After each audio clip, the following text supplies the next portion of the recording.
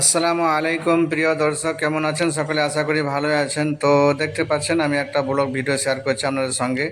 সেটা হচ্ছে আজকে বৃহস্পতিবার দিন, আগামীকাল শুক্রবার দিন, তাই জামাগুলো সাফ করে নিলাম, কারণ কালকে মূল্যবান সময়টা যেন নষ্ট না হয়। তো আমি বেশিরভাগ সাদা জামা পরি এই জন্যই যে সাদা জামা একটা হেলদি, কারণ ময়লা হলেই জামা বলে দেয় যে তুমি তাড়াতাড়ি পরিষ্কার করে ফেলো, কিন্তু কালার জামা হলে দীর্ঘদিন ময়লা জামাটা পরে থাকবো, তাদের শরীর খারাপ হওয়ারই কথা।